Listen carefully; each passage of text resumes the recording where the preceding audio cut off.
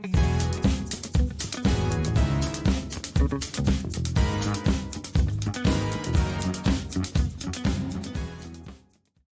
back, everyone, to 1 Minute Recess, where we go through WTF is going on in the world and here in Nevada. My name's Annette Magnus. And I'm Maria Teresa. And every week I feel like I want to sigh right after I say that because, before we start recording, we go through what we're going to talk about, and it's ridiculous every week. It just gets more ridiculous. So let's dive right in. Yeah, so this week we're going to start with a tribute to our friend and family member, Steve Horner. Steve actually was one of the co-conspirators, I guess we could call him, when we first started this podcast, because at our old job, we had something very similar that we would do every week. And when we left, we no longer did that, and they no longer do that. And so that's why we created this. And I was at breakfast with him one day because we went to breakfast every week. And he was like, Annette, when are you and Maria going to start your podcast? We need something to go into legislative session and have somebody explain what the hell is going on in Carson City. I'll never forget this conversation. And I said, well, Steve, you're in luck. We were just talking about this the other day. This was like fall 2020. What? Oh, no, it was fall 2024 because we started in spring of 2025 when That's we right. went up to legislative session. And so I talked to Steve about it, and then you and I finally got our shit together, and we were like, over the holidays, and we were like, okay, we got to get this done so we can go up to regular session during the 2025 legislative session, and we can actually have a podcast. And he was one of the first people to like it and share it and make sure people were watching it. And so, yes, our dear friend Steve passed away last week of cancer. He was an amazing human being, teachers union for the NSEA, the Nevada State Education Association. He was a retired teacher, but still went around the state helping our educators all around the state, and just an all-around great guy. Head of the Southwest Dems out here by me, volunteered for literally everything I ever did, everything Maria ever did. And yeah, I'm going to miss my monthly breakfast with Steve and hanging out with him. He was one of my very, very best friends. So it's been a very sad weekend in our household, and I know Maria was feeling that way too. And we just wanted to start the show with a tribute to him because he means the world to us. So, Maria, anything you want to add from your time at the union? Yeah, that's when I first met Steve. I started working at NSCA, the union you mentioned, Rail Teachers Union. And he was one of the people that always made it feel worth it. The work that we do, no matter what kind of activism or union work, is hard. It's the hardest job you'll ever love. And that one was particularly difficult at times. And whenever I saw Steve walk in for a board meeting or for something for member benefits, he always made me realize especially why you do this work. And he was always the kind of person, I remember him telling me there's no small jobs, only small people. Whenever I felt like the work wasn't good enough, big enough, etc. And I think just generally with our work with him at PvP and just generally in the community, I'm gonna miss him as a human being, but I'm really gonna miss the fact that he was one of the only people that constantly, especially when things didn't go our way or his way, he always tried to figure out how to get back to work and how to organize and figure out how to do it better.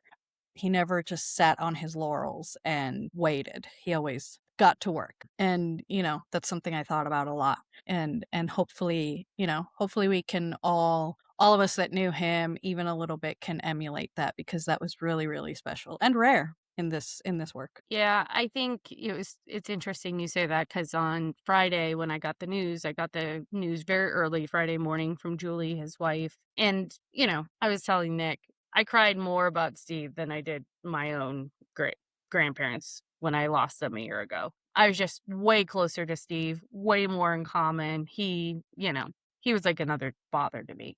And I was supposed to go to a work event on Friday night. I was like, man, I don't know if I can get up and go and do this and put on a brave face and go show my fucking face in a crowd and be normal, right? Somewhat normal, whatever grief looks like as normal. And I made myself go. 'Cause that exact thing that you just said, Maria, like, he would get up and he would just go, even if he wasn't feeling good. He was a Vietnam vet, he had all kinds of health issues. He served this country, and he was just a remarkable individual, and, like, if he could do it, so could I. So I made myself just get the fuck up and go do my thing, you know?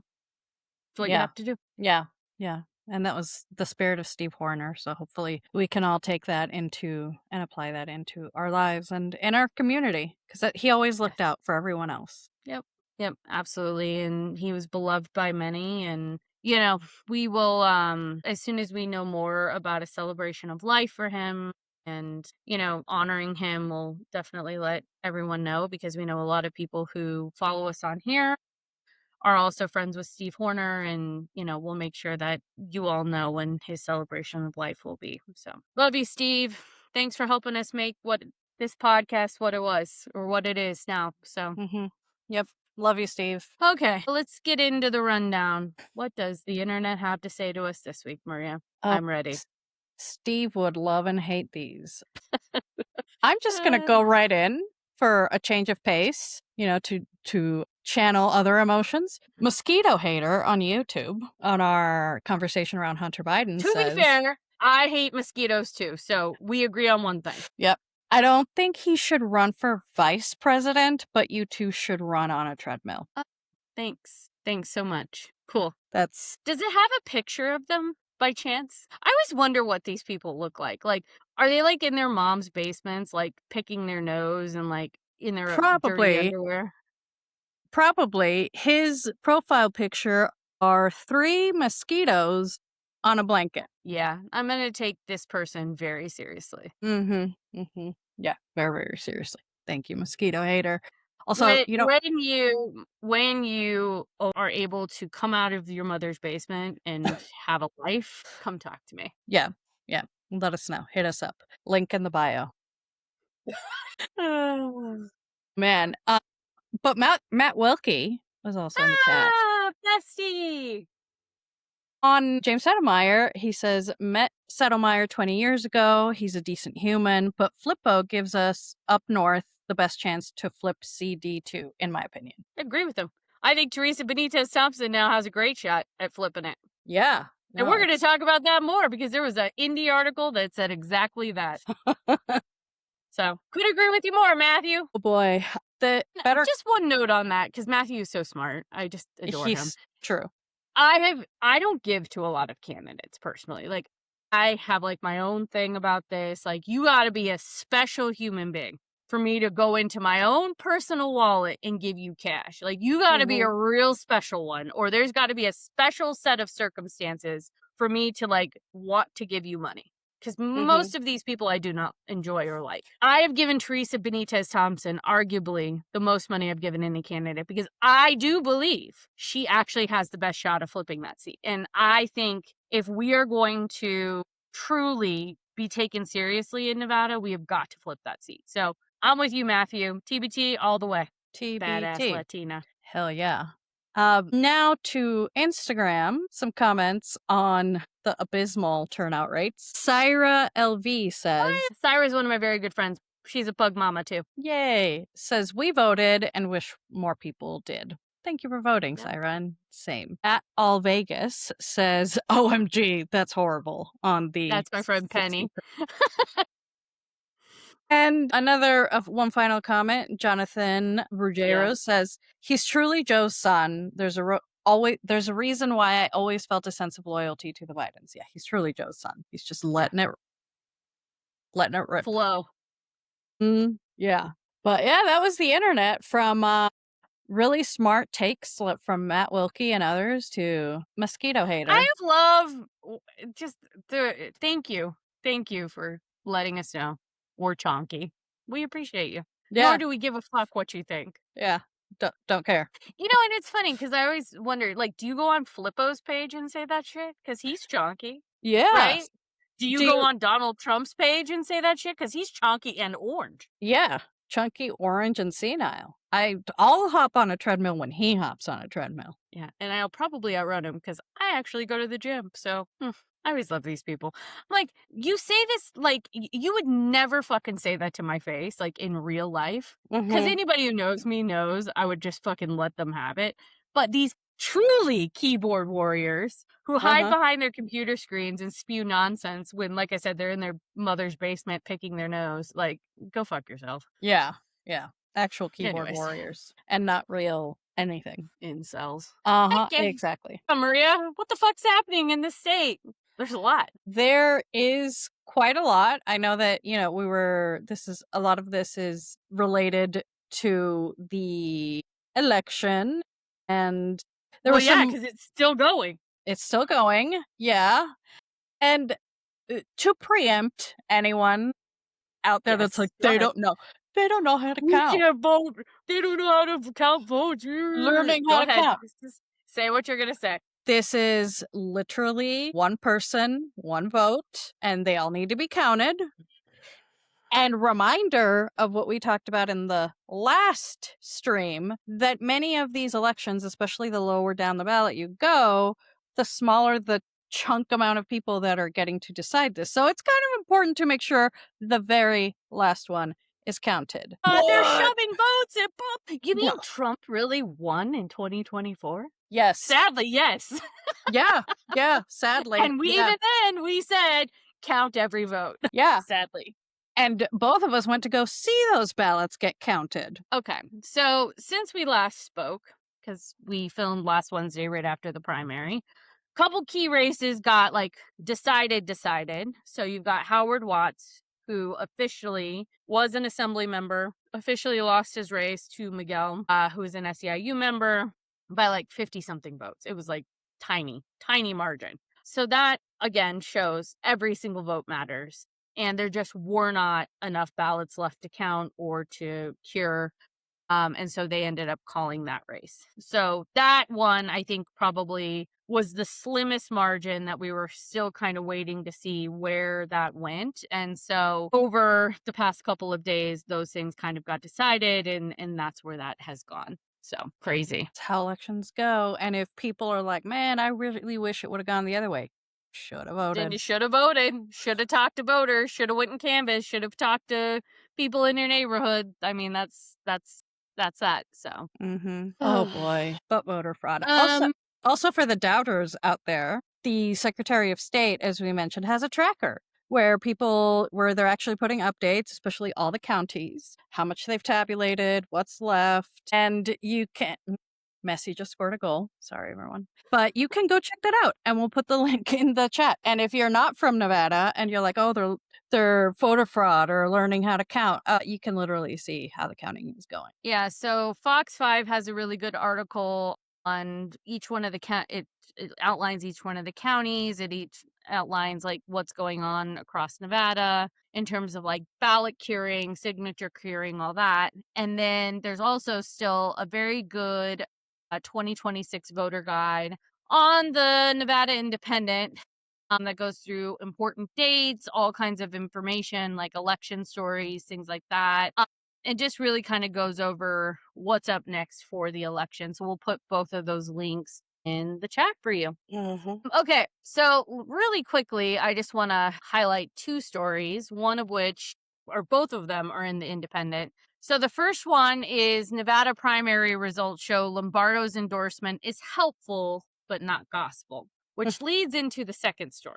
So there were some Nevada primaries where the Lombardo endorsed candidate won. A good example of that is Clark County Commission District F, which is the southwest kind of valley into Summerlin where I live. That was a hotly contested race for the Republicans and the Democrats. Big, I think, 7-way primary for the Democrats. It was a 2-way primary for the Republicans. Heidi Kazama, former assemblywoman, and Albert Mack were running against each other. Mack from like Thomas and Mack and like the Macks.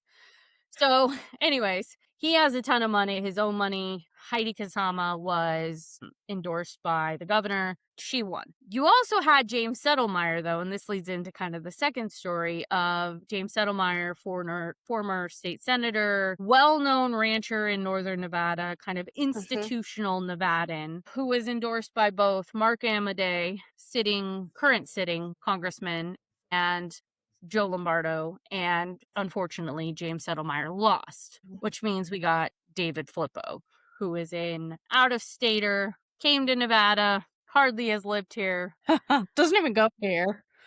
went up to northern Nevada, decided he was running for Congressional District 2, and put his name in the hat and beat a long-standing Republican candidate who has lots of connections to Nevada, northern Nevada. So the second article is David Flippo's primary win the death blow for old Nevada politics? And it's a very interesting article, again, in the Nevada Independent. And it said he rallied Washington's Trumpiest voices, poured in his own money, and went straight for the jugular. He was very like Trump-esque. That approach trounced James Settlemyre's legacy campaign because James is just like a normal guy with like a normal record, a normal history. Decent Not a human. not a heinous individual, right? So this dude, out-of-stater, just comes in. And you think in northern Nevada, because down here most people down here are kind of transient. They've come from somewhere else except for the weirdos like me. But up north, like 7th-generation Nevadan is not a weird thing. Like that's actually an important thing for northern Nevada. And so this outsider kind of coming in and running this kind of campaign is very different from northern Nevada. So what are your thoughts on this? Yeah, it was probably one of the races I was really looking for because I really wanted Settlemyre to win and eke it out because he really is a good person. And this is to all the like right-wingers out there that are like, they're so intolerant. Nope. Like, would have been happy. We've talked to Settlemyre. He tipped his hat at you one day while we were streaming in front of the legislature. Like, he's one of those people that he's in it for good reason. You could disagree, but you really felt that he was trying to. And even when he spoke, even when we disagreed and he was in opposition, you could tell he was really thinking about the community he's serving, especially the ranching community, the rural Nevada community. Like, he was always thinking about them. Is Flippo going to be that kind of person? I don't fucking think so. I don't think he's ever probably driven through the loneliest road in Nevada or any of the places that Settlemyre and that district represent. So it's gonna be tough, but who does really is from northern Nevada, has been around, has done a lot for it. TBT. Yep. Teresa Benitez-Thompson. If you don't know who TBT is, that's who we're talking about. Former Assembly Majority Leader, former Miss Nevada, former beauty queen. I mean, she's former social worker. She's been around Nevada for a very long time and done a lot of really good work. And so what's interesting about this is you've already seen Republicans in the state legislature start to flip and endorse Flippo, which is wild to me. So like PK O'Neill, Senate Majority Leader, not majority, silly me. Senate Minority Leader Robin Titus, all of those people have started to like get on the Flippo train. And I'm like, you're from northern Nevada. Like, what are you doing, guys? Like, I stand for something. Yeah, especially for a colleague, maybe even a friend, because how many times have those people said during the legislature, don't California my Nevada, or don't whatever my Nevada? Flippo's not from here, and he was very nasty. I don't understand how they don't understand that this is how we got Trump. That by not standing for something and just saying, I'm going to get on the Trump train, I'm going to get on the Flippo flying machine, that's not how this is supposed to work. You're supposed to have some kind of principles. And especially like you said, being from northern Nevada, like you have the antithesis of what northern Nevada is. You have a rich person from out of state. Literally. The things that Nevadans hate most. Yeah. Amodei. So this is a quote in the Indy article from Mark Amodei. Amodei, who has represented the district for 15 years, calls himself a team player. Maybe. Said he doesn't expect to make an endorsement by November, but wounds take time to heal. There needs to be some more team player credentials flashed out there, Amodei said of Flippo. Would he ever endorse a Democrat? No, he said softly and paused. Why not? Mm-hmm. If that's the better flipping candidate, go Mm-hmm. endorse TBT. Have a spine for once, Mark Amodei. You don't need to be a team player. No, you're not. What did Donald Trump do for you? Literally nothing is what basically you have said. Wild. Yeah, like, what is it? Like, I really thought rural Nevadans had a little bit more spine than that. Well, 100%. And I thought they, like, stood for something. Yeah. Obviously, this is Amodei's quote continued. Obviously, I'm not feeling really good about the team right now since I've just watched one person who had every right to be in the race get pulled, spindled, and mutilated. Wow. So I'm going to be a disconcerting customer. Jesus, no. So you're just going to hold your nose and vote for this asshole? Like, stand for something. Yeah, dude, Ugh. you're starting to look like a Democrat. Like, Stand for something. Steffers, have some spine. Do He's something. never had it. No, come on. You know damn right well, so do I. That's always been the problem with Mark Amodei. That's why he doesn't want to be there anymore. It's too hard to have a spine. True. He just wants to have some pecan punch and not care. Yeah, like he just wants to live his life. Here's what our friend Greg Baylor had to say, who is actually my friend, by the way, and ran Settlemeyer's race. Settlemeyer, let's see here. People who are involved politically, they look at it and thought, hey, this is James's race. This is easy, Settlemeyer's general consultant Greg Baylor said. Meanwhile, we were looking at it going, we need the resources. There's a short timeline. If David Flippo spends his money, it's a real campaign. And David Flippo did spend his money, a lot of it. And so here's the other thing that's, I think, has happened in several races, right? These consultants, the powers that be on both sides, convince people to get into races, say, oh, we're going to have your back. We're going to do everything we need to do. We're going to be there for you. We're going to help you raise money. Uh-huh. You got this. You got this. We're going to be right there by your side. Polling says. And then they get in the race and they're like, well, we don't have money for you. What the fuck are you talking about? We're not going to help you. Who are you? We don't know you. You go raise money. And it sounds like, based on Greg's quote, that's a little bit of what happened there. That's awful. That's awful. And also not uncommon on both sides, right? No. I mean, how many times have we seen that at different levels? Like you said, that is just so, that's like an abuse of people, especially like people that are, like we said, Saddlemeyer's a decent human. He's in it for the right reasons. He's not like, he just wants to go back to his ranch like every session. And some people take advantage of that, and that's gross on both sides. And that needs to stop if you really want people to truly be in it for the right reasons. So here's my real question. And, we'll put this David Flippo, is this Nevada politics on its head article from the Nevada Independent in the chat. The real question becomes, does Lombardo get on the Flippo train? Because Lombardo had endorsed Settlemeyer. And listen, Settlemeyer didn't get endorsed by Donald Trump. So there was like a safe way for even Settlemeyer to kind of back away from Trump and be like, I don't subscribe to all that bullshit. I don't subscribe to all that hatred and vile stuff coming out of Donald Trump's mouth, right?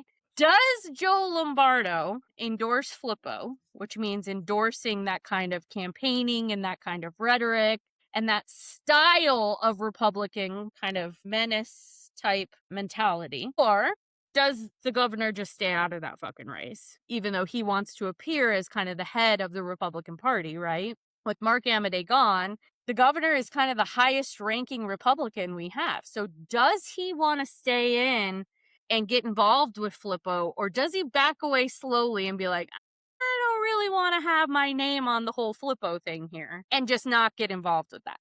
Here's the other thing. We're going to talk about this in a second. He's over here wanting to call special sessions on affordability and all this other shit, which I find hilarious. Because that admits the governor, if he calls this special session, that admits fully that we have an affordability problem in this country, which we abso-fucking-lutely do. Real people are suffering in Nevada. Real people are suffering in rural Nevada, especially. Real people are suffering all across this country. And so, Joe Lombardo has been on this MAGA train for a long time with Donald Trump. Donald Trump has endorsed Joe Lombardo. How do you distance yourself from Flippo, who is now running at the top of the Republican ticket in Northern Nevada, and sit here and say we have an affordability problem, which you're going to have to admit your president caused? The war in Iran has made everything more expensive. Policies like the big bullshit beautiful bill have made everything more expensive. So how do you justify all of this? And how do you separate that? And how do you distance yourself from Flippo if you are Joe Lombardo? I think he's in a real conundrum. He really is. And what I find hilarious is that, especially now because I'm watching the World Cup, and it's on all day because the games are all day, there are wonderful ads against current Attorney General Ford. And what I find hilarious is you just laid out lots of actual problems that Lombardo should be dealing with. Yeah. But every fucking day, at least 10 times a day, my mother and I yell at the TV because there's a badly done ad in Spanish placed during the World Cup talking about how Ford was out of state for over 400 days. Who cares? Who cares? I don't give a fuck. Also, let's talk about where he was when he was... Okay, so first of all, if we're going to elect a dude who's a literal political tourist to the state of Nevada by the name of Flippo, and the Republicans are cool with somebody who's brand new, never gone here, running at the top of their ticket, I find it comedic that then you're going to turn around and criticize our attorney general, who is literally going to like AG conferences and traveling for his position and going and doing, shit for the job. That's part of the fucking job. Yeah. Going to the circuit courts that we belong to because they're not here. They're in California. So, you want to talk about people traveling all the time? Where the fuck has Stavros Anthony been this whole fucking time? That motherfucker does nothing. Literally zero. Literally That's a whole... He just travels all the time. I constantly see him on a Southwest plane. He's like a proclamation deliverer for Joe Lombardo at this point. He's the so Vanna you White. want to sit here and go after AG Ford, which I find hilarious because he's actually done some really great shit. And then you're going to sit here and criticize... And you've got this guy Flippo who's brand new to the whole fucking state. But you want to go after AG Ford. And this is... So let's take this to the next step. Let's talk about special session. You've got a governor who for 2 sessions, back to back, did diddly shit on affordability. Nothing. Zero. Nil. He signed an egg bill. Thanks so much. But you have multiple bills in that stack of 75 bills that he bragged about vetoing last session that actually address affordability. I can think of 2 off the top of my head. You've got Nath Anderson's child care bill. You've got Huey Wynn's King Care bill. Those 2 bills in particular would have addressed affordability. The business community didn't have a problem with them. The progressive community didn't have a problem with them. Nobody had a problem with them. All the stakeholders came to the table, negotiated, did what they needed to do.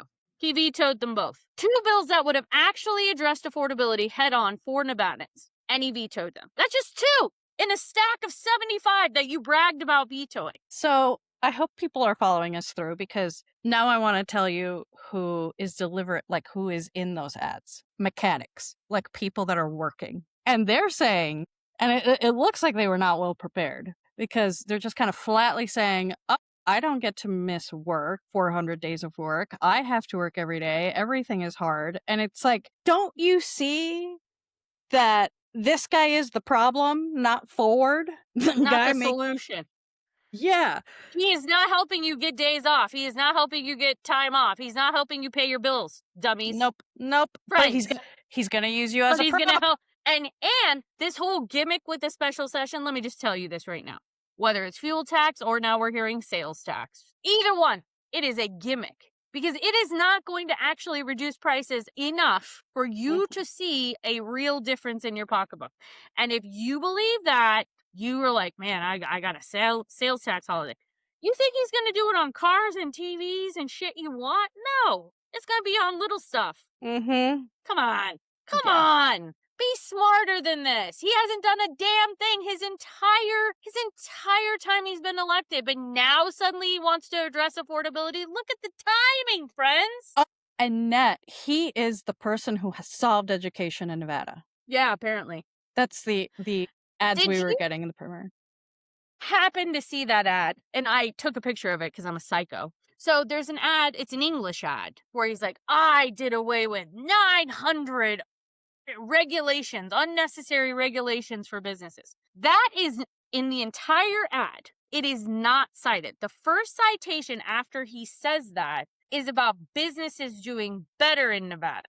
But there is nothing in there about these mysterious 900 regulations that somehow Joe Lombardo has done away with.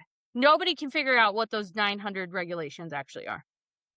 So it And sounds like I've gone down the rabbit hole to find them. so he's just shitting his way. He's just winging it. He's just He's making shit up. He Yeah. said, I was at a luncheon not too long ago. I won't say what organization it was from. I was at a luncheon where he spoke about these regulations. He couldn't even tell businesses what regulations they were. So that's what prompted me to go down the rabbit hole and be like, well, what regulations has he done away with? And then the motherfucker puts it in an ad where it's not cited. So you don't know what he's talking about. No, I don't know what he's talking about. And I feel like I'm a relatively educated voter on these things. Oh yeah. There's no citations. So if there's a reporter, Steve Sebelius, watching, could somebody ask him about these 900 regulations he supposedly did away with? 'Cause I don't know what he's talking about. And it's not only are you a fairly educated voter, but you know how to use Nellis. You know how to go into legislative history and figure that out. I know how to Google. If you weren't able to do that, me thinks it's a lie. And until proven otherwise, that's what me thinks. Oh.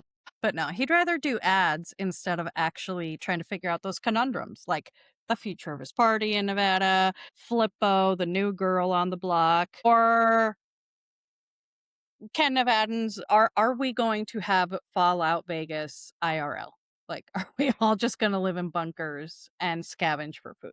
Because that's what we're headed to. But no, he would rather follow the person who threw rocks at babies when he was a child instead of actually think on his own. So the real question becomes, we can wrap this segment with special session. Do the Democrats go along with this nonsense and gimmick of special session? Because it is a gimmick. And do the Democrat, because I'm hearing there is pushback and there should be pushback. Absolutely. We should not be draining the rainy day fund to pay for the governor's reelection, because that's essentially what we're doing here. For a pittance, a small savings on people. It's not going to help your grocery prices. You already don't pay sales tax on your groceries. Exactly. It's not going to pay for help with big items because he's probably going to limit the big items. So what is it actually going to do is the question.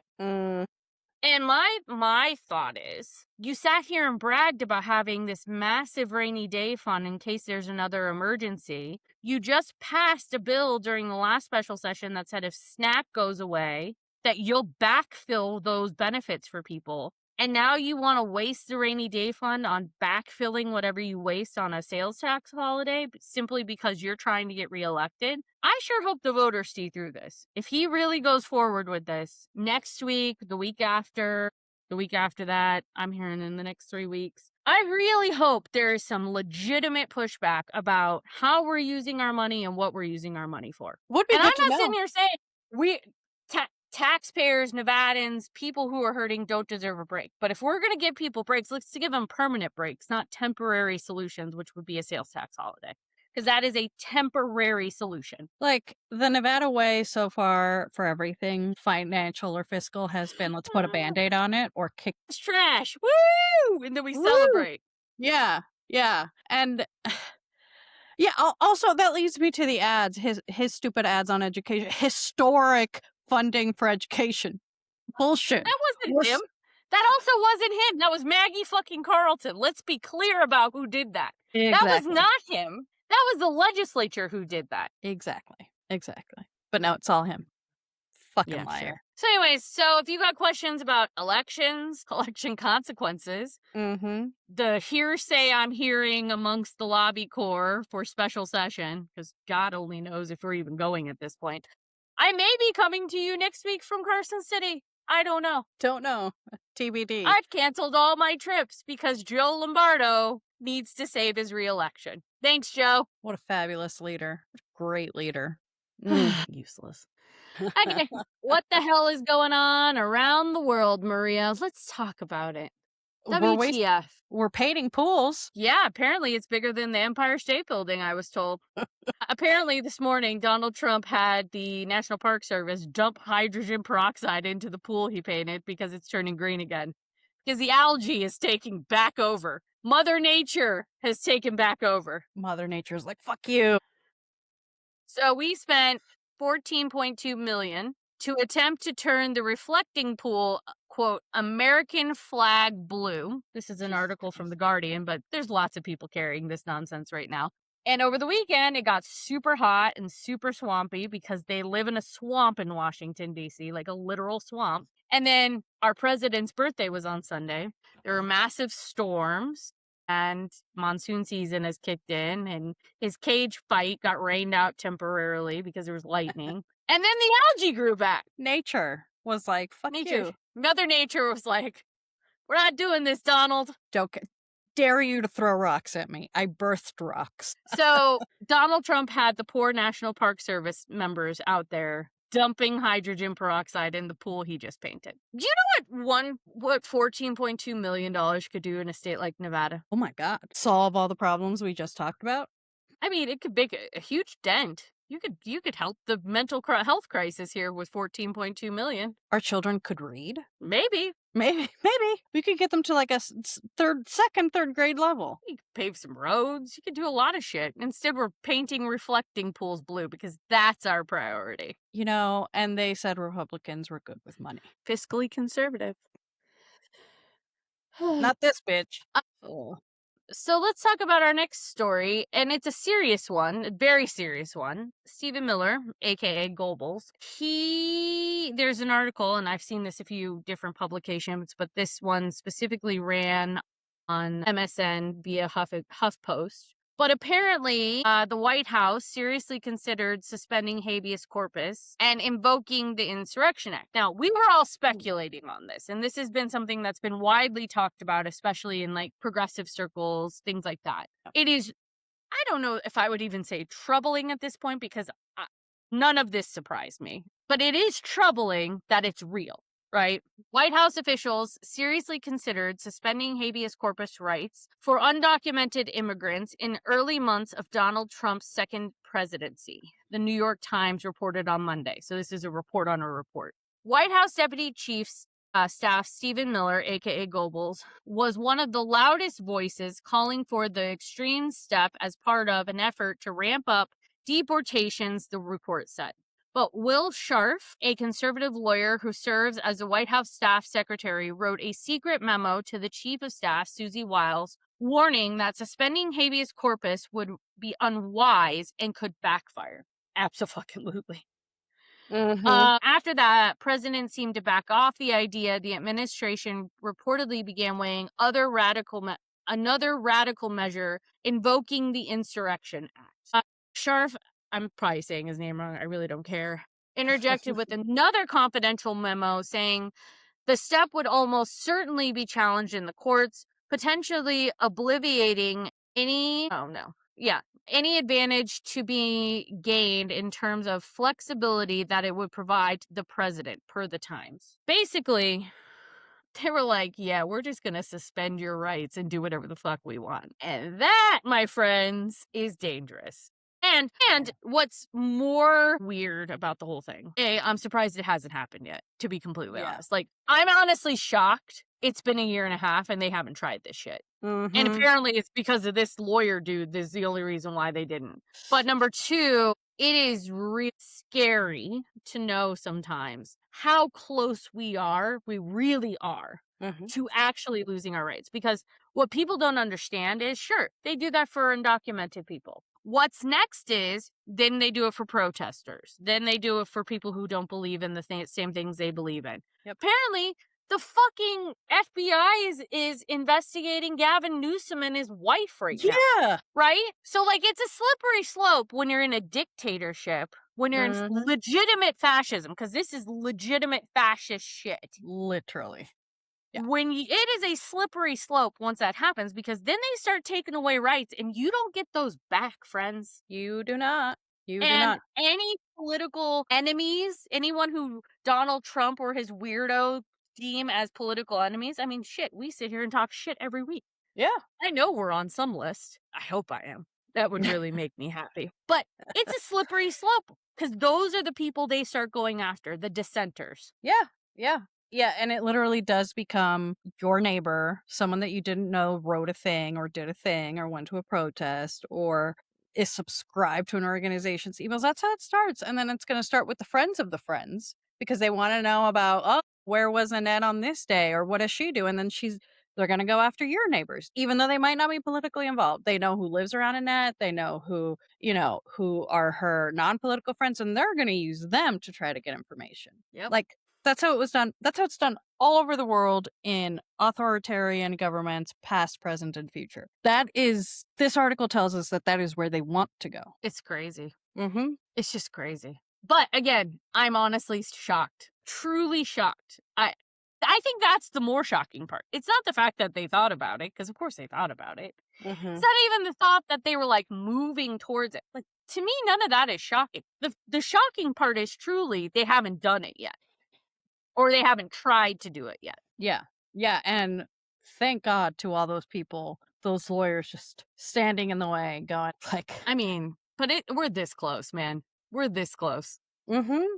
We are a cheeseburger throw away from full-on dictatorship. We sure are. Ugh, gross. We sure are. So that's horrifying. We'll put that in the chat because that's horrifying. Marie, you want to talk about this story about European troops going back to Greenland apparently now? Yeah. So if internal, authoritarian and internal potential violence, if that were to ever happen, is not enough, Greenland, Europeans are still afraid of Trump taking over Greenland. So, and this is not like, I read this headline and I saw this article and I was like, this is from like last year, right?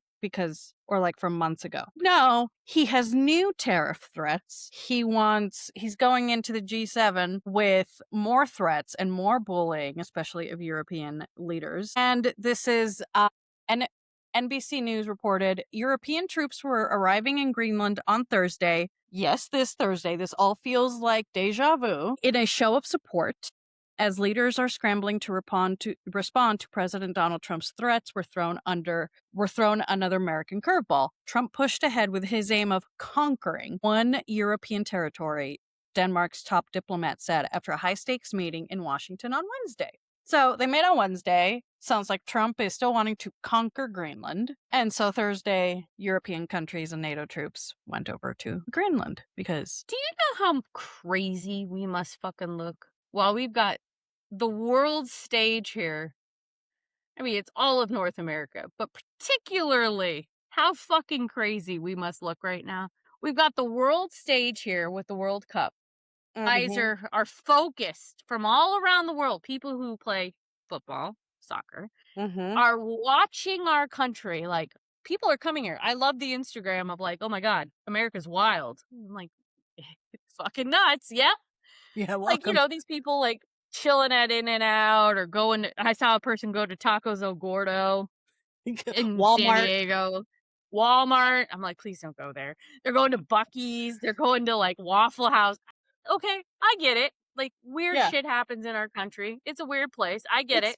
It's our versions of museums and monuments. Yeah. Sure. But could you imagine going through a fucking Walmart right now? They've got all that inflatable pool shit up for 4th of July. I mean, we're really rubbing one out this year for our country because it's also the 250th anniversary of us stealing land from indigenous people and becoming a country. So we're really going full-blown patriotic this year. And these motherfuckers are walking through Walmarts in America, and our president's like, yeah, and by the way, we're going to go steal Greenland. Hey, BT dubs, we haven't talked about it in a few weeks, but we're looking at Cuba, too. We just did it to Venezuela. I know all you dummies forgot, but we just did that in December and January, so we're going to keep doing it. Do you know how fucking crazy we must look? I feel crazy. Fucking insane. Fucking insane. Yeah. Yeah. No, it's fucking ridiculous. I don't even go to Walmart. Yeah. Yeah.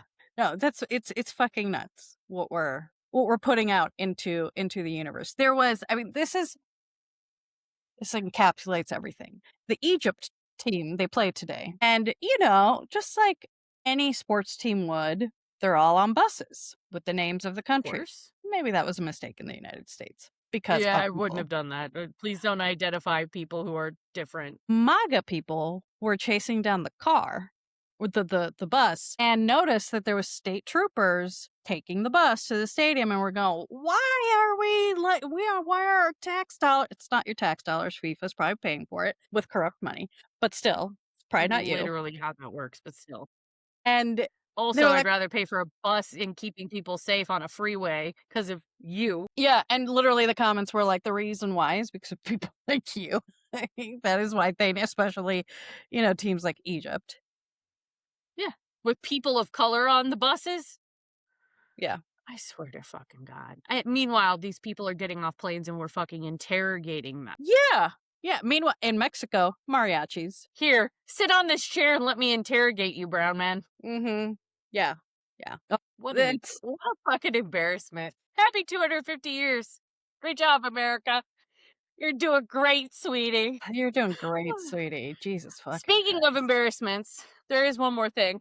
Because apparently there is a deal, but there's not a deal, but there is a deal, but there's not a deal. So the latest and greatest on Iran, this is currently on CNN, U.S. officials downplay text of the Iran agreement saying it does not account for back channel commitments. So we're doing fucking pinky promises over the Strait of Hormuz? I pinky promise I won't bomb you again and we will rebuild your entire country. What are we spending? We got apparently, according to the text, it's like $300 million to rebuild the entire country of Iran or some shit like this. Which, fair, we're the ones who ruined it.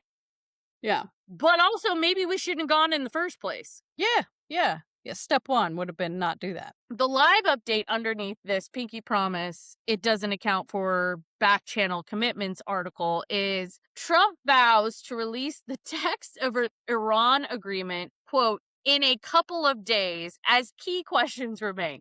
Because everything in his world will be like, oh, it's about 2 weeks. We'll release it in about 2 weeks.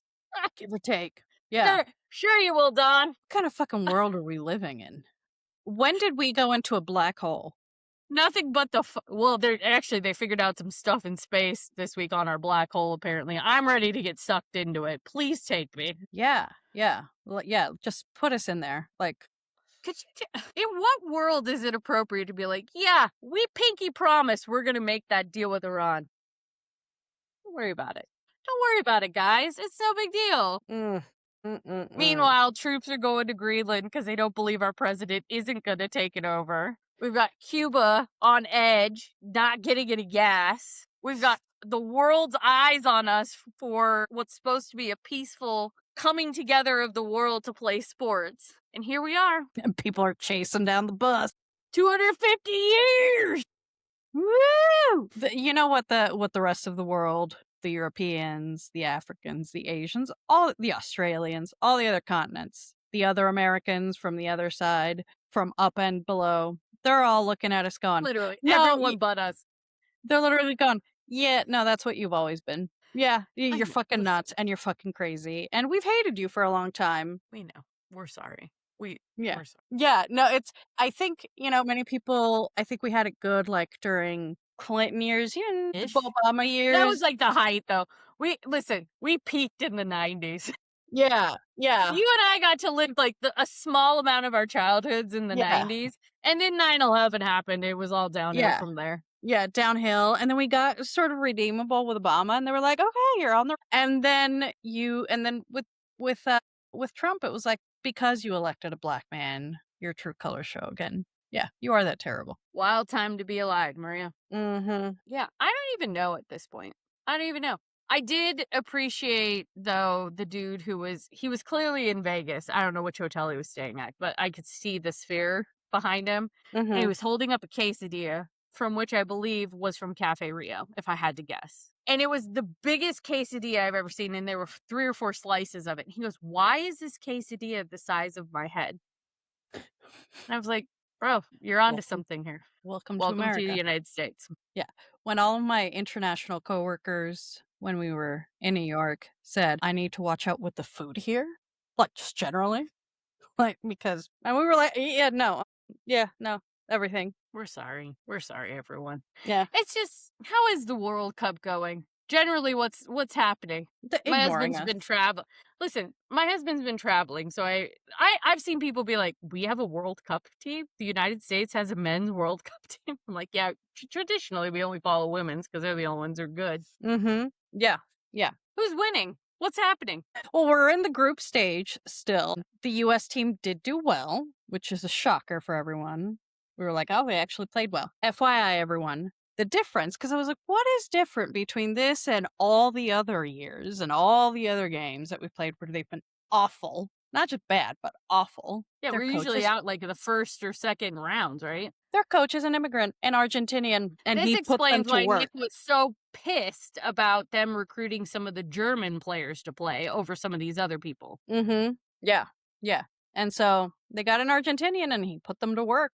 He said, no, no, soccer is about suffering. Football is So about suffering. apparently, we are okay with immigrants if they're making our teams better. Yeah. Mm. Yeah. Yeah. All right, Yeah. well, that's great. Yeah. Other sport, we should talk about hockey real quick because I'm real fucking irritated. The Golden Knights shit the bed because you love soccer, I love hockey. Nick and I went to the Golden Knights game. It was fabulous. Went five rounds. I had to get up the next morning for canvas. But they ended up shitting the bed because they didn't take our goalie out. Now, I don't know if you've been following along with this goalie, but I'm very irritated by this goalie. So Mm. Carter Hart is a real fucking problem. He was brought down from Canada. He was one of a group of men who allegedly raped a woman in a hotel room, sexually assaulted a woman in a hotel room. He was acquitted by a judge, but we know no means no. And now he plays for our team. There's a secondary player who also was recruited to play on the Golden Knights, and he testified in favor of these gentlemen and against the victim. And I have a real hard time with Carter Hart, who is the goalie, and is why I've not gone to a Golden Knights game all fucking year, even though you know I love my sports and you know I love my hockey. And so they made it to the Stanley Cup final, and I was like, okay, fine. We will go support our team because this is what we do, but I'm going to ignore Carter Hart. Mm-hmm. So the interim coach, Torts, who was fired today, Mm-hmm. he would not replace the goalie. We have other goalies. We have Aiden Hill, who we won the Stanley Cup with in 2023, but he refused to put Aiden Hill in, even though Carter Hart was literally shitting the bed at the end of the series. All to try and restore this person's name and credibility Oh. and reputation. And I find it fucking vile. I find the whole thing vile. I find the fact that our team, so the Hurricanes who we played, who won, who deserved to win, by the way, Yeah. they were going to recruit Carter Hart, and there was such an outrage in the Carolinas that they were like, never mind, we're not taking the guy. They realized. So Vegas picked him up. Now, during the final, all the Carolina fans were like, they were saying no means no. They were chanting no means no at Carter Hart, fully for it, right? Love you, Carolina. They asked about, one of the reporters asked Carter Hart about it. He's like, oh, it's all noise. Bro. Oh, fuck you. Shut the fuck up. So here's my thing. First of all, it's bad karma to have people like this on our team. We should not be wanting to be one of those types of teams. Yeah. Second of all, fuck these guys. Because you know how I feel about this issue. And our team should have never fucking picked them up. I don't give a fuck if we win another fucking game. No. That is not the type of people we should have playing for our team. I don't give a fuck if he was acquitted or not. Because you and I both know the fucking culture in these sports. Mm-hmm. And how people treat women, how those players treat women and people of color and gay people, on and on and on. And then to boot, the coach then trying to fucking, help him with his reputation. Like, maybe he should do some, what we like to say, restorative justice. Yeah. You want to be seen as a member of society again. Actually have some remorse and do some work on yourself and show the community that you actually mean what you say. Yeah, say, hey, did a terrible thing, was a piece of shit. Or, I was around a terrible thing. Or, I was accused of a terrible thing and I've got some making up for it to do. Yeah. Yeah, and that's the thing. It's not about being quote unquote perfect, which some people that have been accused of being predators before, no means no, said that people just want everyone to be perfect and we can't No, make mistakes. No, that's not what it's about. It's about when you do get caught and you, because of a mistake or something wrong that you've done, it's about admitting it, showing some remorse, and learning from it and and doing the trying work to to, actually learn. yeah, yeah, and try to undo what you've done. It's like Graham Plattner in Maine when he was confronted about like accusations from his previous girlfriend. He was like, I'm not going to deny it. I never have denied it. I was a terrible, terrible partner. And I'm learning with my new one. And she's holding me accountable. And he also talks about the systems that he came up with from the Marines, PTSD, all of these things. Like, admit all the bullshit. Like you said, sports. A lot of this shit is because of the environments that men are in, and our society doesn't teach them otherwise. Yeah, go volunteer at a shelter. Go do the fucking work, right? I have a really hard time with this, and I have a really hard time. It's why I stopped watching the NFL, to be honest. Mm. Why are we promoting? Why are we endorsing? Why are we bringing up and allowing predators to be amongst us Mhm. if they're not willing to do the listen, everybody can change. I fully believe that. I believe it's why we worked on, restoration rights after people come out of being incarcerated. Yeah. I believe if you do your time, you should have the ability to vote. You should have the ability to be a functioning member of society. Absolutely. Mhm. But you gotta earn it. Yeah.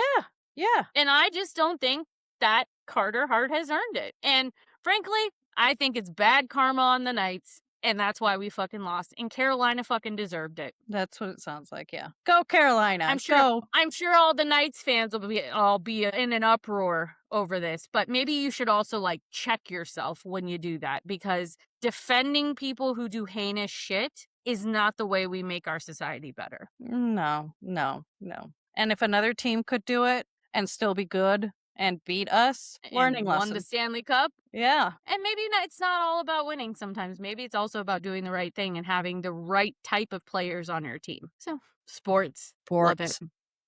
So good. All right. Well, that's my hot take. That's my headache for the week. You want to know what my real hot take is? Sure. Capital of the world, not New York. And I was just there. Not New York. It's fucking Tijuana. That is the true land of freedom and opportunity, because the way they have welcomed the Iranian team and the way the Iranian team has been so thankful that Tijuana was like, yeah, sure, whatever. We don't care. Stay at the Marriott. We don't care. Making them chilaquiles for breakfast, like raising the Iranian flag. People skipped work to go say goodbye to them as they left for Los Angeles. That's the way it should be, though. That's the real land of the free, everyone. Mexico, especially Tijuana. The city of, I don't care. Your birthplace. That's my birthplace. Yeah. Real capital of the fucking world right there. Tijuana, where the Iranians were and are staying at and are having a good old time. And my hot take also is so far the best game, Iran versus New Zealand. That shit was fucking competitive. And you wouldn't have expected it. You would have been like, really competitive. Who are you rooting for this time? Obviously, Mexico. I'm really rooting for Mexico. I always have a three-way conundrum: Mexico, Germany, Spain.